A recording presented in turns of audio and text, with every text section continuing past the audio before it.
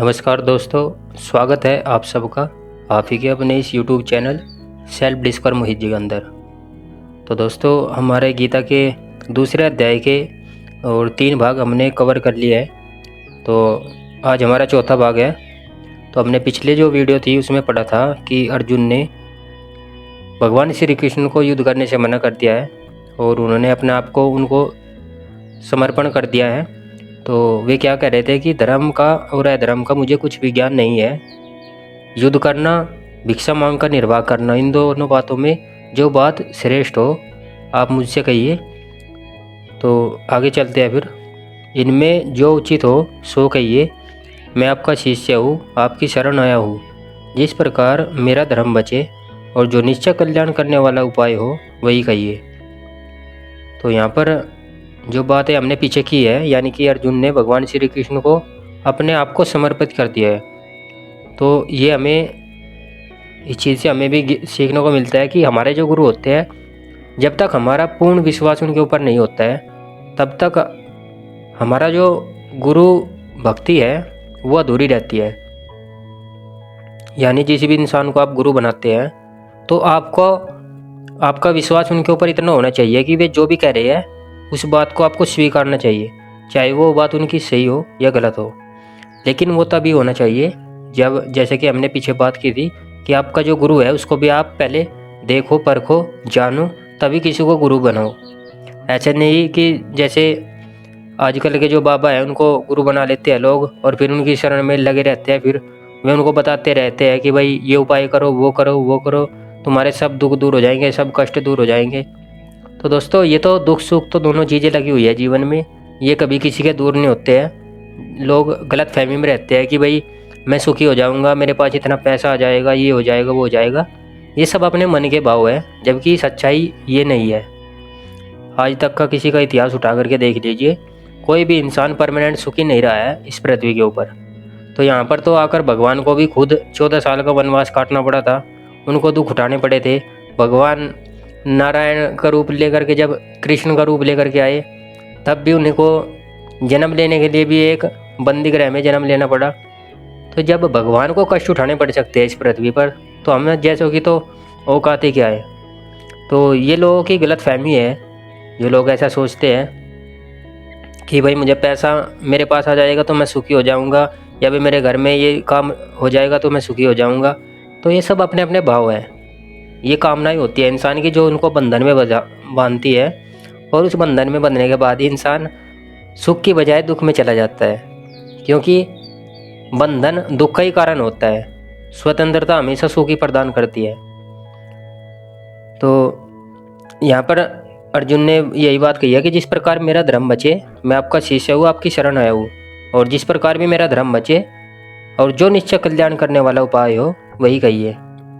यानी वे क्या कह रहे हैं कि जिसमें मेरा धर्म भी बच जाए और जो निश्चय कल्याण करने वाला उपाय हो। यानी निश्चय कल्याण करने वाला मतलब जिसमें सभी का कल्याण हो, ये नहीं कि हमारा फायदा हो रहा हो, यानी कि हम पांडवों का फायदा हो रहा हो और कौरवों का नाश हो जाए।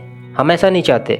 मैं चाहता हूँ कि जिसमें सभी का फायदा हो, कौरवों का भी फायदा हो, हमारा भी फायदा हो, यानी सबके साथ में समान भाव से ऐसा कोई हल निकालिए जो सब में समानता के साथ में रहे।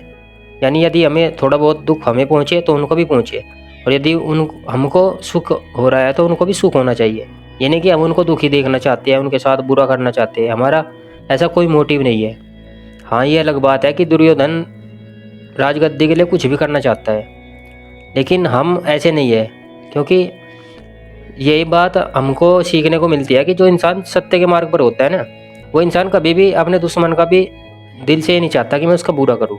जब एक सिचुएशन ऐसी आ जाती है, एक स्थिति ऐसी बन जाती है कि भाई अब उस इंसान को सबक सिखाना ही पड़ेगा, क्योंकि अब कहते हैं ना कि पानी जब सर से ऊपर चला जाता है, तो वो सिचुएशन में, उस स्थिति में इंसान को ऐसा कदम उठाना पड़ता है कि भाई दुश्मन को सबक सिखाना पड़ता है। फिर यही, जैसे दुश्मन कह लो या फिर आप कह लो कि अधर्मी इंसान को, जैसे भगवान श्री कृष्ण ने अलग अलग अवतार लिए तो अलग अलग लोगों का उन्होंने नाश किया, उनकी हत्या की, तो इसी कारण से हुई। क्योंकि जब किसी इंसान का पाप बढ़ जाता है ना, और कहते हैं कि पाप का घड़ा जब फूटने लगता है, बढ़ जाता है वो, तो फिर उसको सबक सिखाना ही पड़ता है। तो यही एक सत्य बोलने वाले इंसान की बात होती है। जब उसको लगने लगे कि भैया अब तो पानी सर से ऊपर चला गया है, तो अब तो कदम उठाना ही पड़ेगा। तो वहाँ पर भी यही हुआ था। एक बड़ी सभा में जब एक स्त्री के वस्त्र उतारे जा रहे थे, तो वहाँ पर जो जितने भी इंसान थे उनमें से कोई नहीं बोला। तो इसी सिचुएशन की वजह से ये स्थिति बनी कि ये महाभारत का युद्ध हुआ।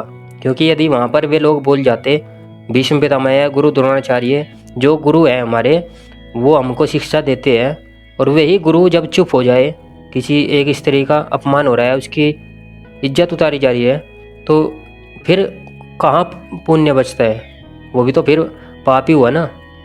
तो फिर उस गुरु से तो अपना भी विश्वास डगमगा जाता है इंसान का कि भाई मैं इस इंसान को गुरु मान रहा था, जो कि आज एक झूठ के सामने झुक गया है। एक दुर्योधन जो कुछ भी नहीं है इन लोगों के सामने, उसके सामने सभी झुके पड़े हैं। तो आगे चलते हैं। हे प्रभु जी, संपूर्ण पृथ्वी का निष्कंटक राज्य पाऊँ और देवलोक जो स्वर्ग है उसका अधिपति बन जाऊँ, तो भी मुझे कोई उपाय नहीं सूझता है जिससे इंद्रियों को दुखाने वाला मेरा यह शोक दूर हो जाए। तो अर्जुन देखो कितनी बड़ी बात कर रहे हैं कि संपूर्ण पृथ्वी का निष्कंटक राज्य पाऊँ। ये जो पूरी पृथ्वी है, जो पूरी सृष्टि है, इसका राज्य मुझको मिल जाए, यानी कि इस पूरी पृथ्वी के ऊपर मैं अकेला राजा हूँ जो राज करूँ। जैसे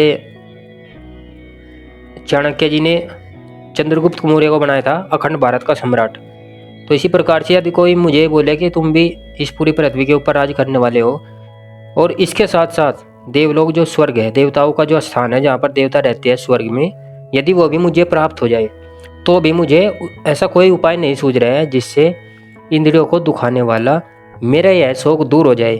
यानी कि तब भी मुझे वे सारी चीज़ें भी मुझे इन सब इसके सामने छोटी लग रही है। यानी अपनी इंद्रियों को, मुझे शोक जो होने वाला है, मेरी इंद्रियों को जो शोक होने वाला है इस कार्य को करने के बाद, यानी इन सब की मृत्यु के बाद, तो इसके बाद में मुझे चाहे कितना भी धन प्राप्त हो जाए, कितना भी राज मिल जाए, कुछ भी मिल जाए, तो मुझे वो सब चीज़ें छोटी लग रही है। क्योंकि अपने मन में ये भाव लेकर के मैं कैसे जी सकता हूँ कि भाई मैंने अपने ही हाथों से अपनों का वध किया है और आज मैं भोग रहा हूँ। तो अर्जुन को ये बात बहुत ही परेशान कर रही है, जो कि सही भी है। क्योंकि अर्जुन एक, जैसे भगवान श्री कृष्ण ने अर्जुन के साथ में अपना मित्रता का भी संबंध बनाया है, तो वो यही तो सोचकर बनाया है उन्होंने उसकी तरह तरह की परीक्षाएं लेते हैं भगवान। तो वे इसलिए तो लेते हैं क्योंकि जो इंसान सत्य के मार्ग पर चलता है उसकी परीक्षाएं इसलिए ली जाती है ताकि वे उनको परख सके कि ये टिक भी सकता है सत्य के मार्ग पर या नहीं। क्योंकि जिसका मन डगमगाने लग जाता है, या भाई जैसे हम लोग करते हैं कि हमारे सामने किसी इंसान को कोई पीट रहा है, निर्दोष हो इंसान या उसने गलत किया भी हो, लेकिन उस इंसान को कुछ लोग मारते रहते हैं लेकिन आवाज़ कोई नहीं उठाता, हम लोग चुपचाप देखते रहते हैं। तो भले ही वो उस इंसान ने गलत किया है, लेकिन उसको उसके तरीके से सज़ा दी जानी चाहिए। और ज़्यादातर क्या होता है कि निर्दोष ही पीटता है आज के टाइम पे। आज की तो स्थिति ये है, क्योंकि जो दोषी होता है वो तो अपना कार्य करके निकल लेता है, लेकिन निर्दोष पकड़ा जाता है और निर्दोष को ही दोषी मान करके उसके साथ में सब किया जाता है। और दूसरी बात कि जो लोग अधर्म के मार्ग पर चले हुए हैं, जो लोग गलत करते हैं, वे लोग नहीं चाहते हैं कि भी हमारे कार्य में कोई खलल पड़े। तो कोई सच्चा इंसान, अच्छा इंसान यदि उसके कार्य के खिलाफ आवाज़ उठाए या कुछ बोले, तो वे लोग उसको मारने पीटने लगते हैं, कुछ भी कर सकते हैं उसके साथ में। लेकिन यदि वे जो धर्म के मार्ग पर चलने वाले लोग हैं, यदि वे सभी अपने मन से इस डर को निकाल दे, तो यदि वे लोग ये सोचे कि जो ये लोग अधर्म कर रहे हैं, यदि आज हम इनके खिलाफ नहीं बोले तो इनका अधर्म कितना बढ़ सकता है, कल को ये सिचुएशन हमारे ऊपर भी आ सकती है जो आज इस इंसान के साथ में है। और दूसरी बात, उन लोगों का वहाँ से डेट खुलता जा रहा है, यानी वे लोग इस चीज़ को और फ़ायदा उठाएंगे फिर, जो लोग गलत कर रहे हैं कि कोई नहीं बोलता है हमारे डर की वजह से, तो वहाँ पर उनका डेट खुलने लगेगा और वे लोग दबते चले जाएंगे जो कि अपने आप को धर्म के मार्ग पर चलने वाला बताते हैं, जो कि अपने आप को सत्य के मार्ग पर चलने वाला बताते हैं। तो दोस्तों, आज की इस वीडियो को हम यहीं पर विराम देते हैं और मिलते हैं आपसे अगली वीडियो में। तब तक के लिए थैंक यू सो मच।